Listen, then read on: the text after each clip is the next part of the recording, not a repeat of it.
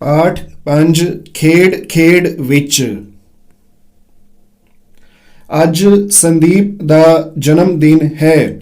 ਉਸ ਦੇ ਮਾਤਾ ਪਿਤਾ ਕੇਕ ਲੈਣ ਬਾਜ਼ਾਰ ਗਏ ਹਨ। ਸੰਦੀਪ ਆਪਣੇ ਦਾਦਾ ਜੀ ਕੋਲ ਬੈਠਾ ਆਪਣੇ ਦੋਸਤਾਂ ਦੀ ਉਡੀਕ ਕਰ ਰਿਹਾ ਹੈ। ਐਨੇ ਨੂੰ ਉਸ ਦਾ ਦੋਸਤ ਅਸ਼ਰਫ ਆ ਗਿਆ। ਉਹ ਤੋਹਫੇ ਵਜੋਂ ਇੱਕ ਸੁੰਦਰ ਚਿੱਤਰ ਲੈ ਕੇ ਆਇਆ ਸੀ। ਦਾਦਾ ਜੀ ਦੇ ਪੁੱਛਣ ਤੇ ਅਸ਼ਰਫ ਨੇ ਦੱਸਿਆ ਕਿ ਉਸ ਨੂੰ ਚਿੱਤਰਕਾਰੀ ਕਰਨ ਦਾ ਸ਼ੌਂਕ ਹੈ। ਉਹ ਆਪਣਾ ਵਿਹਲਾ ਸਮਾਂ ਚਿੱਤਰਕਾਰੀ ਕਰਕੇ ਬਤੀਤ ਕਰਦਾ ਹੈ। ਦਾਦਾ ਜੀ ਬਹੁਤ ਖੁਸ਼ ਹੋਏ। ਸੰਦੀਪ ਦੇ ਬਾਕੀ ਦੋਸਤ ਹਰਜੀਤ, ਸੈਮੂਅਲ ਤੇ ਸੁਨੀਲ ਵੀ ਆ ਗਏ। ਦਾਦਾ ਜੀ ਦੇ ਮਨ ਵਿੱਚ ਇਹ ਜਾਣਨ ਦਾ ਵਿਚਾਰ ਆਇਆ ਕਿ ਅੱਜ-ਕੱਲ੍ਹ ਦੇ ਬੱਚੇ ਆਪਣਾ ਵਿਹਲਾ ਸਮਾਂ ਕਿਵੇਂ ਬਤੀਤ ਕਰਦੇ ਹਨ।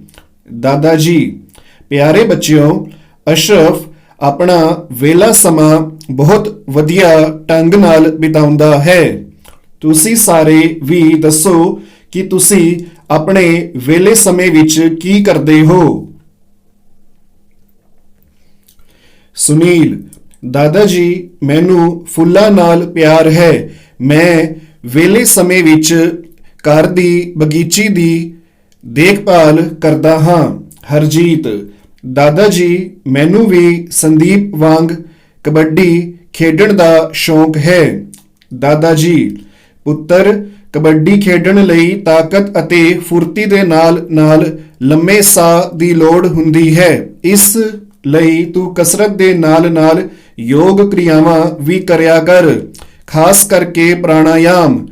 ਇਹ ਸਾਹ ਪਕਾਉਣ ਲਈ ਬਹੁਤ ਉਪਯੋਗੀ ਹੈ। ਅੰਤ ਵਿੱਚ ਸੈਮੂਅਲ ਨੇ ਦੱਸਿਆ ਕਿ ਉਹ ਵਿਹਲੇ ਸਮੇਂ ਵਿੱਚ ਵੀਡੀਓ ਗੇਮ ਅਤੇ ਸ਼ਤਰੰਜ ਖੇਡਦਾ ਹੈ। ਦਾਦਾ ਜੀ ਨੇ ਸੈਮੂਅਲ ਨੂੰ ਸਮਝਾਇਆ ਕਿ ਜ਼ਿਆਦਾ ਦੇਰ ਵੀਡੀਓ ਗੇਮ ਖੇਡਣ ਨਾਲ ਅੱਖਾਂ ਖਰਾਬ ਹੋ ਸਕਦੀਆਂ ਹਨ।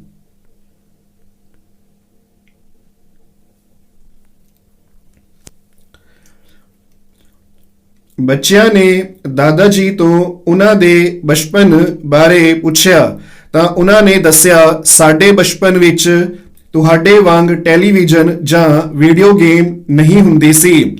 ਮੈਨੂੰ ਬਚਪਨ ਤੋਂ ਹੀ ਕੁਸ਼ਤੀ ਦਾ ਸ਼ੌਂਕ ਸੀ। ਜ਼ਿਆਦਾ ਸਮਾਂ ਅਖਾੜੇ ਵਿੱਚ ਕੁਸ਼ਤੀ ਦੇ ਅਭਿਆਸ ਵਿੱਚ ਹੀ ਲੰਘ ਜਾਂਦਾ ਸੀ।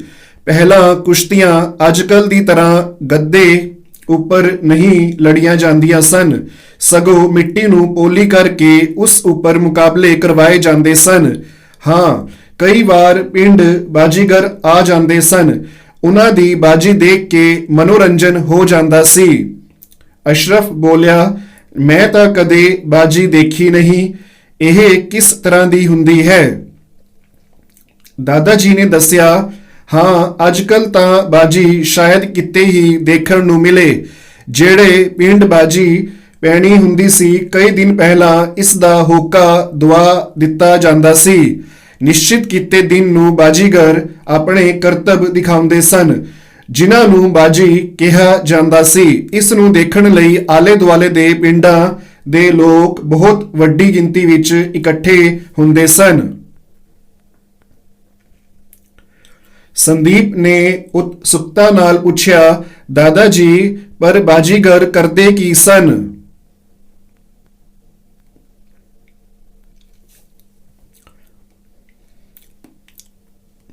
ਬਾਜੀਗਰ ਬਾਜੀ ਪਾਉਂਦੇ ਹੋਏ।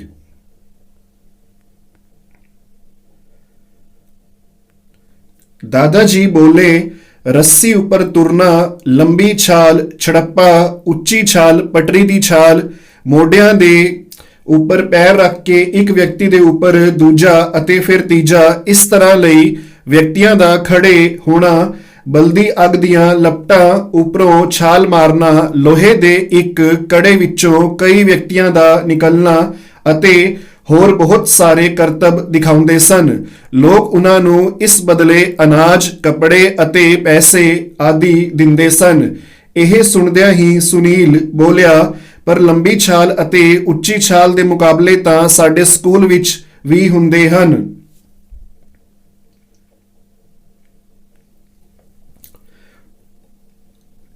ਦਾਦਾ ਜੀ, ਅੱਜ ਕੱਲ ਕੁਝ ਖੇਡ ਮੇਲਿਆਂ ਵਿੱਚ ਕੁਝ ਪੁਰਾਣੇ ਸਮੇਂ ਦੀਆਂ ਖੇਡਾਂ ਦੇ ਮੁਕਾਬਲੇ ਵੀ ਕਰਵਾਏ ਜਾਂਦੇ ਹਨ। ਲੁਧਿਆਣੇ ਸ਼ਹਿਰ ਤੋਂ 15 ਕਿਲੋਮੀਟਰ ਦੂਰ ਕਿਲਾ ਰਾਏਪੁਰ ਵਿਖੇ ਇਸ ਤਰ੍ਹਾਂ ਦਾ ਇੱਕ ਖੇਡ ਮੇਲਾ ਕਰਵਾਇਆ ਜਾਂਦਾ ਹੈ। ਇਸ ਨੂੰ ਪੇਂਡੂ ਓਲੰਪਿਕ ਖੇਡਾਂ ਵੀ ਕਿਹਾ ਜਾਂਦਾ ਹੈ। ਇਹ 1933 ਤੋਂ ਲਗਾਤਾਰ ਹੋ ਰਿਹਾ ਹੈ। ਇਹ ਫਰਵਰੀ ਦੇ ਮਹੀਨੇ ਵਿੱਚ 3 ਦਿਨ ਹੁੰਦਾ ਹੈ। ਇਸ ਖੇਡ ਮੇਲੇ ਵਿੱਚ ਮਨੁੱਖੀ ਸ਼ਕਤੀ, ਸਮਰੱਥਾ, ਕੁਸ਼ਲਤਾ ਅਤੇ ਇੱਛਾ ਸ਼ਕਤੀ ਨੂੰ ਦਰਸਾਉਂਦੀਆਂ ਖੇਡਾਂ ਜਿਵੇਂ ਕਬੱਡੀ, ਕੁਸ਼ਤੀ, ਰੱਸਾਕਸ਼ੀ, ਦੰਦਾਂ ਨਾਲ ਟਰੱਕ ਜਾਂ ਟਰੈਕਟਰ ਖਿੱਚਣਾ ਆਦਿ ਕਰਵਾਇਆ ਜਾਂਦੀਆਂ ਹਨ। ਇਸ ਖੇਡ ਮੇਲੇ ਵਿੱਚ ਜਾਨਵਰਾਂ ਦੇ ਮੁਕਾਬਲੇ ਵੀ ਕਰਵਾਏ ਜਾਂਦੇ ਹਨ, ਜਿਵੇਂ ਊਠਾਂ ਦੀ ਦੌੜ, ਬਲਦਾਂ ਦੀ ਦੌੜ, ਘੋੜਿਆਂ ਦਾ ਨਾਚ, ਕੁੱਤਿਆਂ ਦੀ ਦੌੜ ਆਦਿ। ਕਿਲਾ ਰਾਏਪੁਰ ਵਿਖੇ ਖੇਡਾਂ ਦੇ ਦ੍ਰਿਸ਼।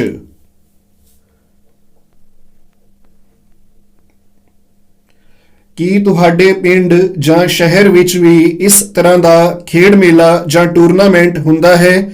ਜੇ ਹਾਂ ਤਾਂ ਪਤਾ ਕਰਕੇ ਲਿਖੋ ਕਿ ਉਸ ਵਿੱਚ ਕਿਹੜੀਆਂ ਖੇਡਾਂ ਦੇ ਮੁਕਾਬਲੇ ਹੁੰਦੇ ਹਨ। ਪ੍ਰਸ਼ਨ 1, ਠੀਕ ਉੱਤਰ ਅੱਗੇ ਸਹੀ ਦਾ ਨਿਸ਼ਾਨ ਲਗਾਓ। ਯੋਗ ਦੀ ਸਾਹ ਕਿਰਿਆ ਹੈ। ਸੀਸ ਆਸਣ, ਪ੍ਰਾਣਾਯਾਮ, ਫੁੱਟਬਾਲ। ਪ੍ਰਾਣਾਯਾਮ ਸਹੀ ਉੱਤਰ ਹੈ। ਪੰਜਾਬ ਦੇ ਕਿਹੜੇ ਪਿੰਡ ਦਾ ਖੇਡ ਮੇਲਾ ਪ੍ਰਸਿੱਧ ਹੈ? ਸ਼ਾਹਕੋਟ, ਸੰਸਾਰਪੁਰ, ਕਿਲਾ ਰਾਏਪੁਰ। ਇਹਦਾ ਸਹੀ ਜਵਾਬ ਹੈ ਕਿਲਾ ਰਾਏਪੁਰ। ਬਾਜੀਗਰਾਂ ਦੇ ਕਰਤੱਵ ਕਿਸ ਖੇਡ ਨਾਲ ਮਿਲਦੇ ਹਨ? Gymnastic, football, hockey. ਇੱਥੇ ਜਿਮਨਾਸਟਿਕ ਦੀ ਜਗ੍ਹਾ ਤੇ ਜਿਮਨਾਸਟਿਕ ਹੋਣਾ ਚਾਹੀਦਾ ਹੈ। ਜਿਮਨਾਸਟਿਕ ਸਹੀ ਉੱਤਰ ਹੈ।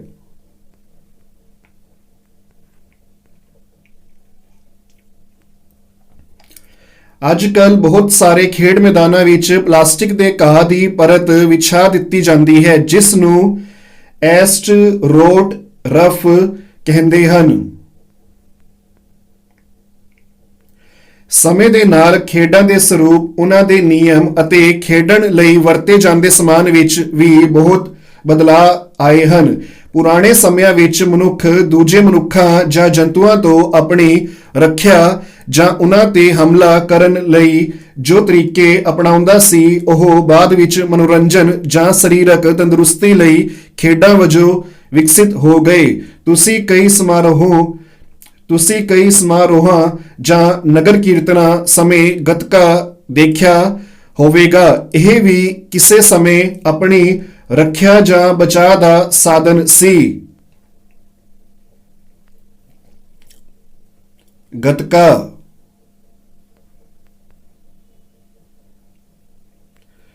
ਗੱਤਕਾ ਯੁੱਧ ਕਲਾ ਦੀ ਇੱਕ ਕਿਸਮ ਹੈ। ਸ਼ੁਰੂਆਤੀ ਤੌਰ ਤੇ ਇਸ ਵਿੱਚ ਇੱਕ ਡੰਡੇ ਅਤੇ ਢਾਲ ਦੀ ਵਰਤੋਂ ਕੀਤੀ ਜਾਂਦੀ ਹੈ, ਜਿਸ ਦਾ ਮੰਤਵ ਵਿਰੋਧੀ ਉੱਤੇ ਵਾਰ ਕਰਨਾ ਅਤੇ ਉਸ ਨੂੰ ਰੋਕਣਾ ਹੈ। ਗੱਤਕੇ ਨੂੰ ਕੁਝ ਯੂਨੀਵਰਸਿਟੀਆਂ ਨੇ ਪਾਠਕ੍ਰਮ ਦਾ ਹਿੱਸਾ ਵੀ ਬਣਾਇਆ ਹੈ ਅਤੇ ਇਸ ਦੀ ਸਿਖਲਾਈ ਵੀ ਦਿੰਦੀਆਂ ਹਨ। ਗੱਤਕੇ ਨੂੰ ਰਾਸ਼ਟਰੀ ਸਕੂਲ ਖੇਡਾਂ ਵਿੱਚ ਵੀ ਸ਼ਾਮਿਲ ਕਰ ਲਿਆ ਗਿਆ ਹੈ। ਪੁਰਾਤਨ ਭਾਰਤੀ ਯੁੱਧ ਕਲਾਵਾਂ ਵਿੱਚ ਗੱਤਕੇ ਵਾਂਗ ਹੋਰ ਵੀ ਕਈ ਸ਼ੈਲੀਆਂ ਪ੍ਰਸਿੱਧ ਹਨ। ਆਓ ਇਹਨਾਂ ਦੇ ਨਾਂ ਅਤੇ ਇਹਨਾਂ ਨਾਲ ਸੰਬੰਧਿਤ ਰਾਜਾਂ ਬਾਰੇ ਜਾਣਕਾਰੀ ਹਾਸਲ ਕਰੀਏ। ਗੱਤਕਾ ਪੰਜਾਬ, ਥਾਂਗ ਤਾ ਮਣੀਪੁਰ, ਕਲਰੀਪਯੱਟੂ ਕੇਰਲ।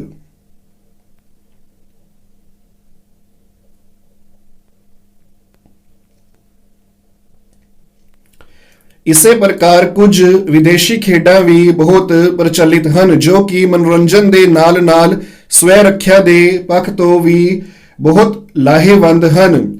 ਖੇਡ ਕਰਾਟੇ, ਦੇਸ਼ ਜਾਪਾਨ।